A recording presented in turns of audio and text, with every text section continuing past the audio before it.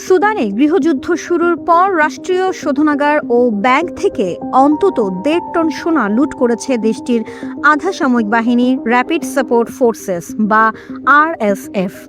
British সংবাদ মাধ্যম financial টাইমসের এক অনুসন্ধানী প্রতিবেদনে বলা হয়েছে, লুট করা এসব সোনার আনুমানিক মূল্য প্রায় ১০ কোটি মার্কিন ডলার।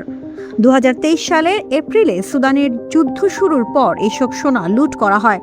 পরে চাঁদ ও দক্ষিণ সুদানের বিভিন্ন সড়ক ব্যবহার করে তা পাচার করা হয়েছে বলে প্রতিবেদনে উঠে এসেছে। প্রত্যক্ষদর্শীদের বরাতে ফিনান্সিয়াল টাইমস জানায়, দক্ষিণ সুদানের রাজধানী জুবা থেকে কার্গো বিমানে করে এসব সোনা পাঠানো হয় সংযুক্ত আরব আমিরাতে।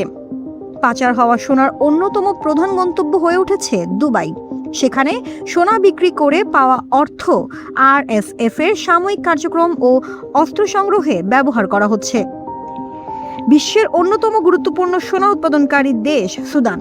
তবে গৃহযুদ্ধ শুরুর পর দেশটির সোনা খাতের নিয়ন্ত্রণ ও অবৈধ বাণিজ্য নিয়ে ব্যাপক অভিযোগ সামনে এসেছে।